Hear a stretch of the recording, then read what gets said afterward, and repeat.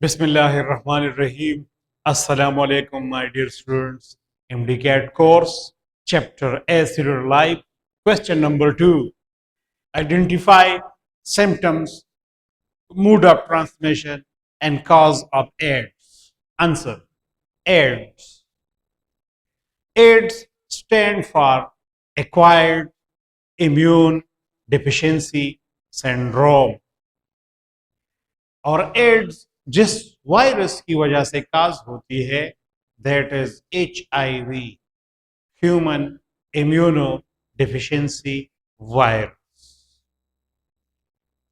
Enveloped virus है और इसकी जो टारगेट सेल है ह्यूमन बॉडी में, that is helper T cell, जिसका दूसरा नाम है CD4 सेल। ये इसी सेल पर अटैक करता है ताकि अपनी लाइफ साइकिल को कंप्लीट करे, और इसी तरह ये CD4 ये हेल्पर टी सेल की नंबर को डिक्रीज करते हैं, जिसकी वजह से हमारा इम्यून सिस्टम आखिरकार कमजोर हो जाता है और it lead to AIDS diseases. अब सिम्टम्स ऑफ एड्स है, तो एड्स के सिम्टम्स 3 स्टेजेस में डिवाइड हो चुके हैं। फर्स्ट स्टेज जो है दैट इज एसिम्प्टोमेटिक कैरियर्स। ये वो सिम्टम्स है, एसिम्प्टोमेटिक का मतलब ये है कि a person is infected with HIV, लेकिन उसमें HIV के जो मेन सिम्टम्स है वो अपीयर नहीं होते, तो इसलिए दैट इज एसिम्प्टोमेटिक स्टेज या एसिम्प्टोमेटिक कैरियर्स। इसी स्टेज में क्या होता है? Fevers, chills, swollen lymph gland, ये जो हमारे लिम्फ नोड्स होते हैं मुख्तलिफ जगहों पर, ये स्वेल अप हो जाते हैं और स्किन पर रैशेस आते हैं, इची रैशेस, जिसकी वजह से हारिश भी होती है। लेकिन ये सिम्टम्स जो है ये कुछ अरसे के लिए होते हैं, फिर ये तकरीबन 9 मंथ या इससे ज्यादा अरसे के लिए डिसअपियर हो जाते हैं। और इसी स्टेज में एड्स की डिजीज का पता नहीं चलता, सिर्फ और सिर्फ HIV ब्लड टेस्ट से पता चल सकता है कि ह्यूमन बॉडी में HIV वायरस है कि नहीं है। फिर इसके बाद दूसरा स्टेज आता है सिम्टम्स का, जिसको कहते हैं एड्स रिलेटेड कॉम्प्लेक्स। इसमें क्या होता है कि जो लिम्फ नोड्स होते हैं या ग्लैंड्स, वो दोबारा स्वेल अप हो जाते हैं।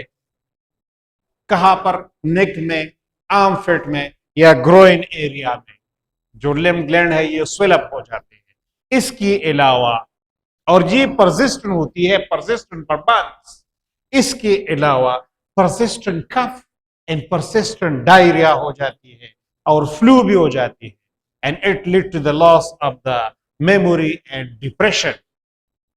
लेकिन जो थर्ड स्टेज है एड्स के सिम्टम्स का, that is full blown AIDS. ये वो कंडीशन है जिसमें इंसान की वेट लॉस होती है, severe weight loss because of persistent diarrhoea. और ये वो स्टेज है जिसमें एक और डिजीज की शुरुआत होती है जिसको कहते हैं अपॉर्चुनिस्टिक इन्वेजन, क्योंकि इसी स्टेज में इंसान का इम्यून सिस्टम इतना कमजोर हो जाता है कि फिर उस पर हर किस्म की पैथोजेंस अटैक करके डिजीज काज करते हैं। फॉर एग्जांपल अपॉर्चुनिस्टिक डिजीजेस, जिसकी मिसाल है sir PTC, A stand for severe bacterial infections, R stand for recurrent pneumonia, P stand for pulmonary tuberculosis, T stand for toxoplasmosis of brain,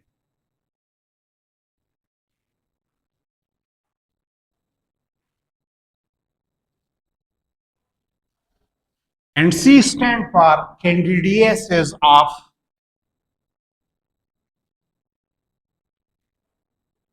esophagus, bronchi, trachea, etc. Candidiasis is caused by Candida yeast, और ये skin की infection है जो throat, oesophagus और trachea पे नजर आना शुरू हो जाती है। तो माय डियर स्टूडेंट्स, ये 3 तरह के सिम्टम्स है which are classified according to the Federal Board book. So remember it for every cat. फिर है mode of transmission of AIDS. तो remember my dear students, AIDS मुख्तलिफ चीजों से ट्रांसफर हो सकती है। For example through sexual contact, जिसमें transfer of the body secretion होती है from one person to another. दूसरा है sharing of contaminated needles and syringes. Third है during pregnancy from mother to foetus. अब बेटा याद रखने कि by shaking hands, by sharing food या swimming in the pool, इन चीजों से एड्स ट्रांसफर नहीं होती। इसी तरह मॉस्किटो के जरिए में एड्स एक बंदे से दूसरे बंदे में ट्रांसफर नहीं होते। रिमेंबर।